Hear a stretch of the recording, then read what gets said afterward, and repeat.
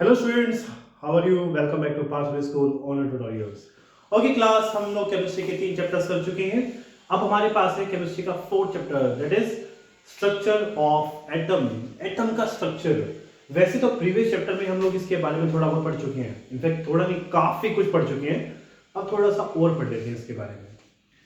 Atom, जिसके बारे में हमने स्टार्टिंग में देखा था 3rd चैप्टर में, that it is composed of 3 things. The first one is protons, the second one is neutron,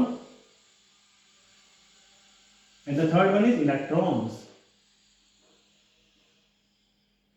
protons and neutrons दोनों के दोनों न्यूक्लियस में लाया करते हैं।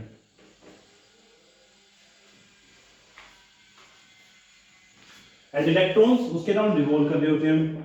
चलिए, ये बात हम लोग जानते हैं, बट हाउ, हमें कैसे पता?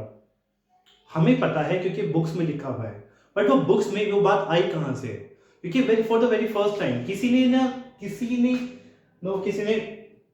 फर्स्ट टाइम पे इसे बताया होगा कि भाई एटम के अंदर प्रोटॉन्स होते हैं, इलेक्ट्रॉन्स होते हैं, न्यूट्रॉन्स होते हैं। किसी ने फर्स्ट टाइम पे बताया होगा। हमें उसी के बारे में जानना है कि वो फर्स्ट पर्सन जिसने इसके बारे में बताया था वो कौन था और किस तरीके से, क्या एक्सपेरिमेंट करे उन्होंने, जो उन्हें पता चला कि यहां पर इलेक्ट्रॉन्स, प्रोटॉन्स एंड न्यूट्रॉन्स होते हैं। हमें वो देखना है इस चैप्टर में। It is structure of atom. इसमें सबसे पहले जो साइंटिस्ट थे उनका नाम था जे J Thomson.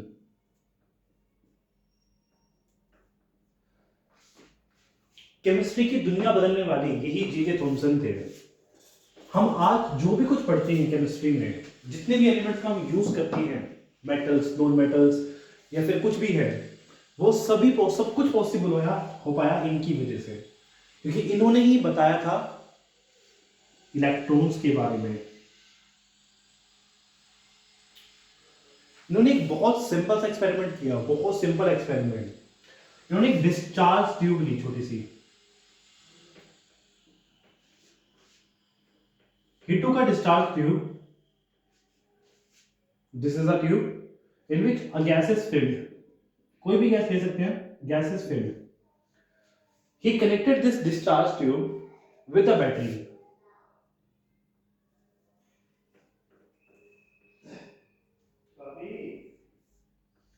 Okay, he connected this discharge tube with a battery.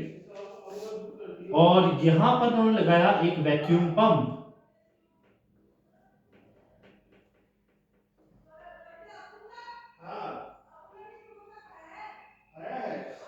So that इसका प्रेशर कम कर सके। मतलब हमें क्या करना है, इस डिस्चार्ज ट्यूब के अंदर प्रेशर कम कर देना है और हाई वोल्टेज की बैटरी कनेक्ट कर देनी है।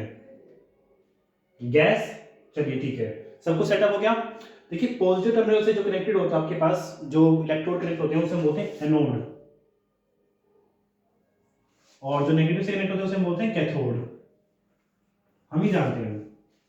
सो अपने एक्सपेरिमेंट के दौरान जैसे उन्होंने स्विच ऑन किया, व्हाट ही नोटिस्ड, अभी हमें नहीं पता, अभी उन्हें ये नहीं पता कि एटम के अंदर क्या चीज होती है, कुछ नहीं पता अभी हमें। ठीक है, उन्होंने सिंपली एक एक्सपेरिमेंट किया जिसमें उन्होंने डिस्चार्ज ट्यूब ली हुई है, गैस फिल कर रखी है, वैक्यूम पंप से प्रेशर कम कर रखा है और उसको इलेक्ट्रिसिटी से कनेक्शन प्रोवाइड कर रखा है। जैसे स्विच ऑन किया, ही नोटिस्ड कि यहां से नेगेटिव टर्मिनल से, कैथोड से एक स्ट्रीम निकल रही है, जो कहां जा रही है, एनोड की तरफ जा रही है। अब इट्स एन ऑब्वियस थिंग कि नेगेटिव टर्मिनल से निकल के कोई पॉजिटिव की तरफ जा रहा है, तो वो ऑब्वियस सी बात है, वो नेगेटिव पार्टिकल्स की स्ट्रीम नहीं होगी। और इन्हीं नेगेटिव पार्टिकल्स को उन्होंने नाम दिया इलेक्ट्रॉन्स।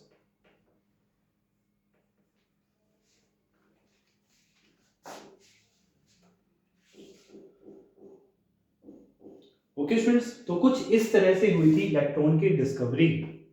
एक्चुअली यहां पर हुआ क्या, जैसी इलेक्ट्रिसिटी पास करी, हाई वोल्टेज लो प्रेशर, इस डिस्चार्ज ट्यूब में जो गैस थी दैट गॉट आयनाइज्ड, वो आयनाइज हो गई। हम लोगों ने कुछ स्टेट्स ऑफ मैटर पढ़ी हुई है, सॉलिड, लिक्विड, गैस, ये 3 थी बेसिक। इसके अलावा हमने 2 और पढ़ी हैं, प्लाज्मा एंड बीईसी।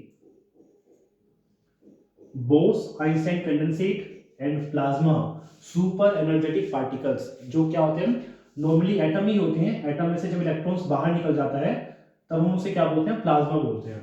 उस स्टेट ऑफ मैटर क्या होता है, प्लाज्मा। तो यहां पर हाई इलेक्ट्रिसिटी पास करने से ही क्या हुआ, ये गैस आयोनाइज हो गई।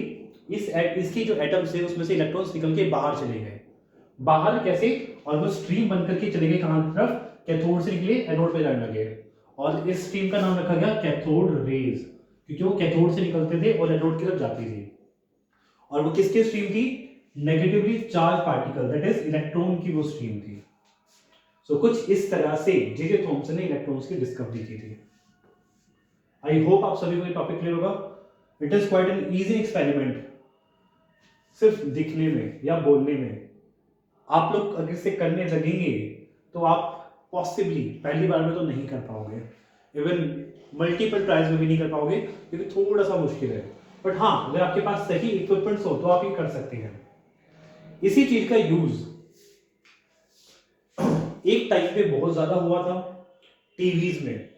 आप टीवी देखते हैं, फिलहाल तो एलसीडी चलते हैं, एलईडी आते हैं ना, एलईडी वाले टीवी आते हैं। उससे पहले एलसीडी आते थे, उससे पहले चलते थे plasma TV. This is what, यही डिस्चार्ज ट्यूब उसके अंदर लगी होती है, ट्यूब। पहले वो ट्यूब वाले आते थे बड़े से मोटे से, आप लोग चाहो तो नेट पे जाकर सर्च कर सकते हैं, discharge tube TVs, plasma TV के नाम से।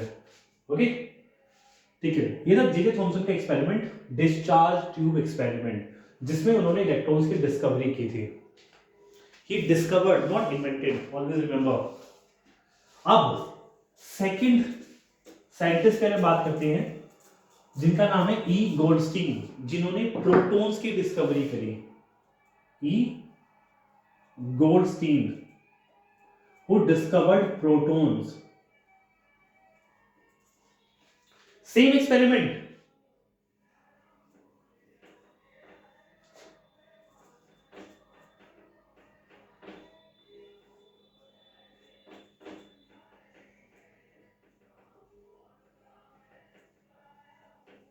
Same experiment. देखिए, जे थॉमसन ने इलेक्ट्रॉन की डिस्कवरी कर दी है, ठीक है, मैं मानता हूं। अब प्रोटॉन की डिस्कवरी थोड़ी मुश्किल थी। क्यों थी? क्योंकि जब एक एटम में से इलेक्ट्रॉन्स निकल जाता है, इलेक्ट्रॉन बहुत हल्का होता है, वो मूव कर सकता है, उसकी स्ट्रीम बन जाती है। पीछे बच जाता है एक एटम जो कि पॉजिटिव चार्ज है, क्योंकि उसमें इलेक्ट्रॉन्स कम हो गए हैं। अब ये पूरा का पूरा एटम मूव करना इतनी इजी नहीं होता, थोड़ा मुश्किल काम है, क्योंकि हैवी होता है एटम। तो इसके लिए ई गोल्डस्टीन ने क्या करा, एक हल्की गैस ली, फॉर एग्जांपल हाइड्रोजन। हाइड्रोजन काफी हल्की गैस होती है, उसका एटम काफी हल्का होता है। हाइड्रोजन गैस ली और सेम एक्सपेरिमेंट करा, ditto same, high voltage low pressure, high voltage low pressure.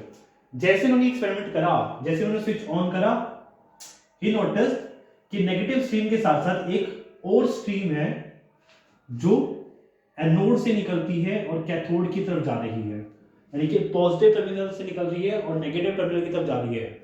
और ये वो स्ट्रीम होगी जो पॉजिटिवली चार्ज होगी, क्योंकि पॉजिटिव ही नेगेटिव की तरफ अट्रैक्ट होते हैं। ये कहां से निकली? एनोड से। और इन रेज का नाम रखा गया canal raise, canal raise, CANAL। जो नेगेटिवली चार्ज पार्टिकल्स की स्ट्रीम थी उनका नाम रखा गया था कैथोड रेज, और इनका नाम रखा गया कैनाल रेज।